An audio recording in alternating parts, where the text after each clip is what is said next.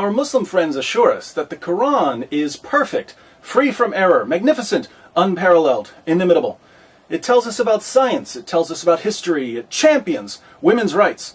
The Quran is a fount of learning, a pillar of moral reasoning, a paragon of pure monotheism.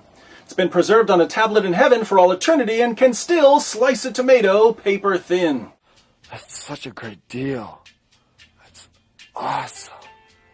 Imagine our surprise then when we open up the Quran and find it riddled with more holes than a donut shop, more errors than a Pittsburgh Pirates baseball season, more fallacies than a Zakir Naik lecture, and more corruption than the Dearborn Police Department. Disappointed! The Quran's many errors fall into three main categories.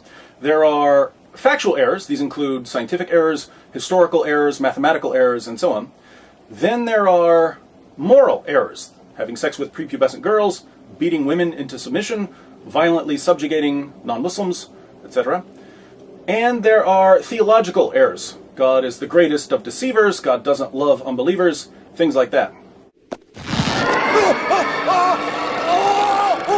If you ever carefully examine one of these errors and you try to discuss it with your Muslim friends, you'll notice the same three-step process almost every time. Step number one. Finding a problem passage. As you're reading the Quran, you spot something that's obviously false or totally immoral.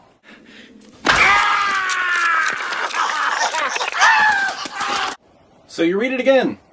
Still wrong. You examine the context. Still wrong. You try reading it backwards. Wrong, wrong, wrong. And by now you're thinking, Muslims have a problem here. Maybe I should take this to my Muslim friend to see if he can explain it for me. Friends do things together. La, la, la, la. Step number two, the miracle of reinterpretation.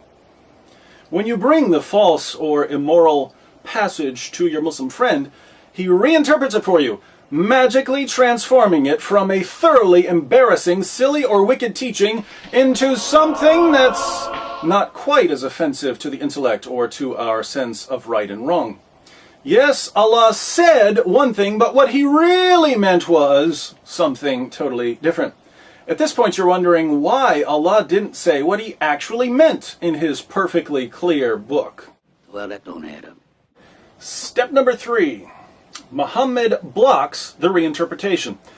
Just when your Muslim friend thinks he's finally come up with an interpretation of the Quran that won't force him to commit intellectual or moral suicide, you go to the Hadith and the commentaries to see how Muhammad and his companions interpreted the passage. That's when you find out that Muhammad and his companions totally contradict your friend's reinterpretation. You feel bad because your Muslim friend really wants to rescue the Quran. Unfortunately for him, his prophet had a hard time keeping his mouth shut.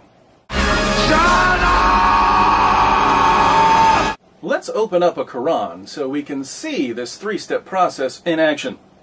Step number one, finding a problem passage. Here we simply need to start reading until we find an error, a mistake, a blunder. Oh, here's one. Step one doesn't take very long. In Surah 18, 83 through 86, we read, "And they ask you about Dhul Qarnayn." Dhul Qarnayn is supposedly Alexander the Great. "Say, I shall recite to you something of his story. Verily, we established him in the earth, and we gave him the means of everything. So he followed away, until when he reached the setting place of the sun, he found it setting in a spring of black, muddy, or hot water, and he found near it a people."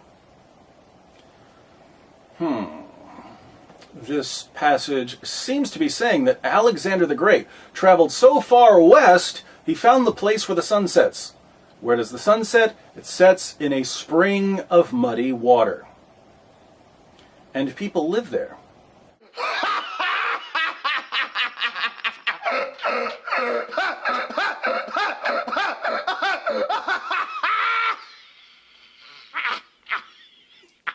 Let me read a few more translations of Surah 1886 to give you a feel for what this verse is claiming.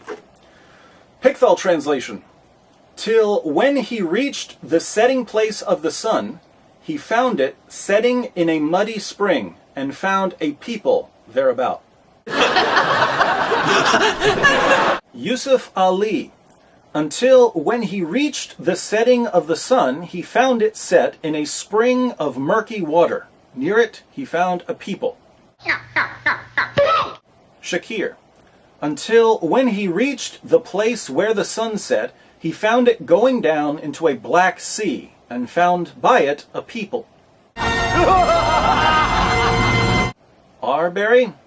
Until when he reached the setting of the sun, he found it setting in a muddy spring, and he found nearby a people. All of these translators agree on what the Quran is telling us. They all say that Dhul Qarnayn reached a place. What place? The place where the sun sets. Is there a place where the sun sets? No. Could Alexander the Great have reached it? No. But the Quran says he did. And what did Alexander find when he reached this non-existent place? He found the sun, which is roughly 1.3 million times bigger than our planet, going down into a pool of muddy or murky water. Does the sun set in a pool of murky water? No. Do people live there? No. So we have multiple errors in this verse. I try, really I do, but everything ends up so hilarious. I can't help. Step number 2. The miracle of reinterpretation. The Quran claims to be perfectly clear. Oddly enough, Muslims constantly find it necessary to clarify this perfectly clear book for us. Let's see if Muslim apologist Zakir Naik can help us understand what Allah really means in Surah 1886. What's Allah really trying to say when he tells us that Dhul Qarnayn reached the place where the sun sets? When we say sunset, sunset can be taken for time. If I say the sun sets at 7 p.m., I'm using it for time. If I say the sun sets in the west, it means I'm taking it for place.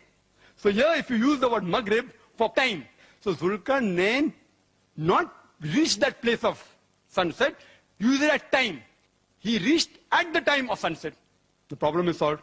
Oh, so when Allah tells us that Alexander reached the place where the sun sets, he actually means that Alexander reached some unspecified place as the sun was setting. Now it makes sense. Apparently Allah just couldn't get the words right the first time around.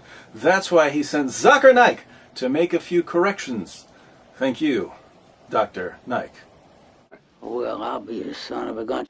Now that we've got that cleared up, it shouldn't be much of a problem for Dr. Naik to explain what Allah really means when he says that Alexander found the sun going down into a pool of murky water. The Arabic word used here is, it is wajada, meaning it appeared to Zulkarnain. And Dr. William Campbell knows Arabic. So wajada means, if you look up in the dictionary also, it means it appeared. So Allah subhanahu wa ta'ala is describing what appeared to Zulkarnain.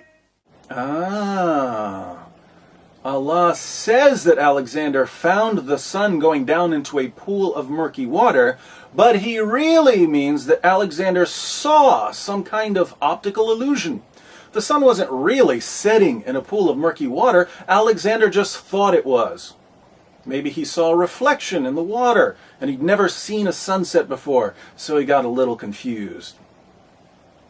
Easy mistake. Thank you very much for this information. I'm kind of pressed, sir, so I'm going to run along. Bravo, Dr. Naik. Bravo. I'm sorry, sir. Just one more thing. Step number 3. Muhammad blocks the reinterpretation. Sunan Abu Dawud, 3991. Abu Dar said, I was sitting behind the Apostle of Allah, who was riding a donkey while the sun was setting. He asked, do you know where this sets? I replied, Allah and his Apostle know best. He said, it sets in a spring of warm water. It sets in a spring of warm water. Where does the sun set? According to Muhammad, it sets in a pool of water. So is there a place where the sun sets? Sure there is. Could we reach this place if we traveled far enough? No reason we couldn't. Make 'em laugh, make 'em laugh, make 'em laugh. Now, how are Muslims going to reinterpret this one? The hadith we read has nothing to do with Alexander the Great, so they can't say, oh, Muhammad just meant that Alexander saw a mirage. Nor can they say, well, it means that Alexander reached a certain place at sunset. In this Sahih narration from one of Islam's most trusted collections of ahadith, Muhammad, not Alexander the Great, not Zakir Naik, Muhammad tells one of his companions about the sun. He's imparting some of his prophetic knowledge. He asks Abu Dhar, do you know where the sun sets? Abu Dhar says, you know, you're the prophet here. And Muhammad tells him it sets in a pool of water. There's absolutely no wiggle room for reinterpretation here. I got nowhere else to go! So, the perfectly clear Quran tells us that the sun sets in a pool of water. Zakir Naik comes to the rescue and says, no, the Quran can't possibly mean that. But he's immediately corrected by his prophet, who says, stop it, Zakir, that's exactly what it means. Turns out then that Zakir Naik hasn't defended Islam at all. Instead, he's insulted both Allah and Muhammad. He insulted Allah by telling us that he can speak more clearly than his God, and he insulted Muhammad by claiming to be a better interpreter of the Quran than his prophet. How dare you! If you really believe that the Quran is the word of Allah, and you really believe that Muhammad is a prophet, your response to people like Zakir Naik should be, how dare you? How dare you try to correct Allah or his prophet? Allah tells us that Dhul Qarnayn reached the place where the sun sets, so he did. Allah tells us that Dhul Qarnayn found the sun going down into a pool of water, so that's what he found. Muhammad tells his companion that the sun sets in a pool, so it does. We Muslims trust in Allah, not in the science of the kuffar. I don't know why you always have to be judging me. Because I only believe in science. Now, to all my Muslim friends out there, look at the position your religion has put you in. You only have 3 options here. First, if you're a good Muslim and you agree with Muhammad and the Quran, you have to reject everything we know about science and reality, and you have to live in a total fantasy world where the sun sets in a pool of water, somewhere way out there. Maybe we can jump in a car and drive there one day. If Alexander got there on a horse, we can get there in a car. And it shouldn't be hard to find, we can just follow the sun. Living in total denial is a heavy price to pay, but it's what you have to do if you want to be a faithful follower of Muhammad. Second, you can reinterpret the Quran. When you reinterpret the Quran, of course, you're insulting Allah and contradicting Muhammad, in which case you're guilty of innovation and blasphemy. If you take this option, you're free to believe in science and reality, but you'll never be a very good Muslim. Third, if you don't want to live in denial and you don't want to commit blasphemy, you have to leave Islam. The Quran says things that are obviously false. Muhammad won't let me reinterpret them. Muhammad can't be a prophet. So those are your options: denial, blasphemy, or apostasy. Now which way do we go? Pardon me. That way is a very nice way. Choice is yours, my friends. But if I were you,